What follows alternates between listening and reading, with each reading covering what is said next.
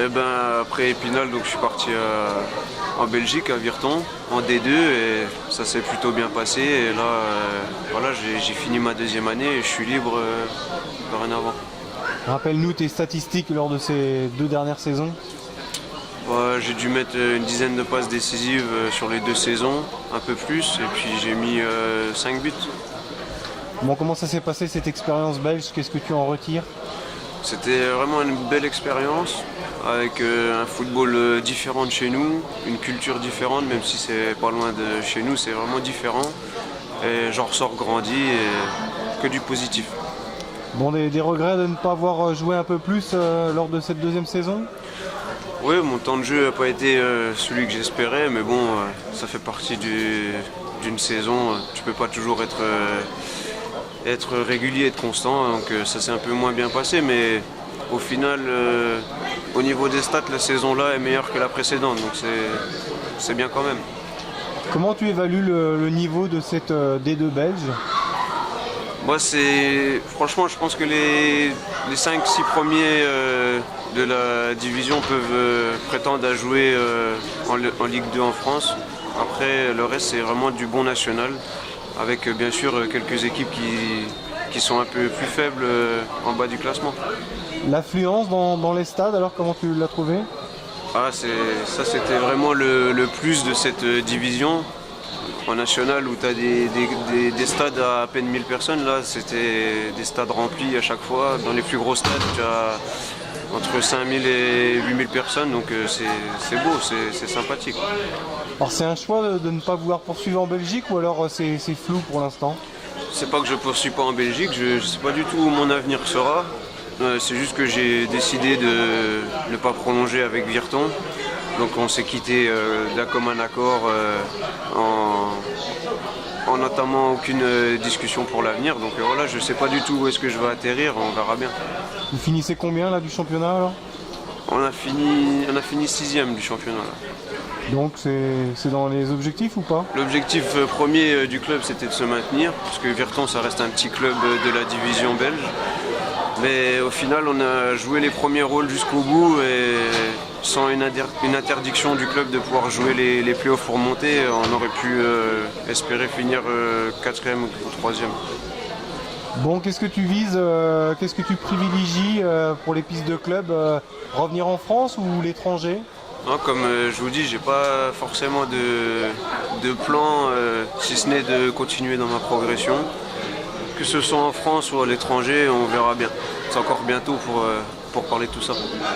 C'est ton agent qui gère tout ça, ou c'est toi qui as les contacts en direct? Moi, j'ai des contacts directement et j'ai aussi un très bon entourage qui s'occupe de moi. Donc le travail a commencé, affaire à suivre.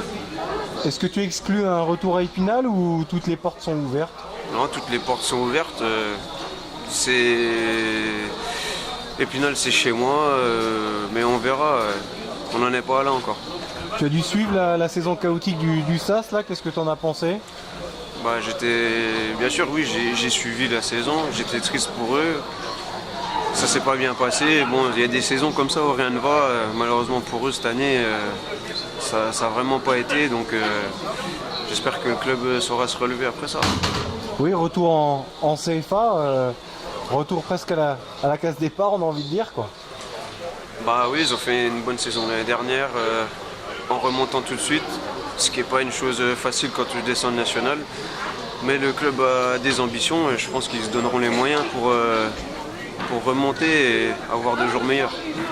Bon, et te concernant, qu'est-ce qui te reste à bosser, toi, pour être encore meilleur?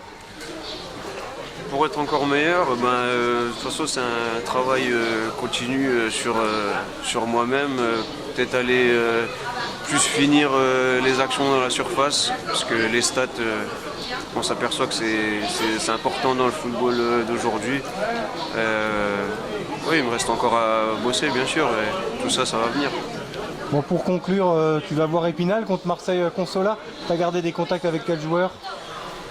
Oui, je vais aller les voir. J'ai mes amis encore, Victor Di Pinto, Calvin Mangan, voilà, et bien d'autres, Théo Gazagne. c'est mes amis et je vais aller les soutenir pour ces derniers matchs. T'as des infos? Qui c'est qui reste et qui c'est qui part là dans tes amis? Ah non, rien du tout. Ouais, aucune info, franchement. Je pense que vous le saurez bientôt, il reste plus beaucoup de matchs.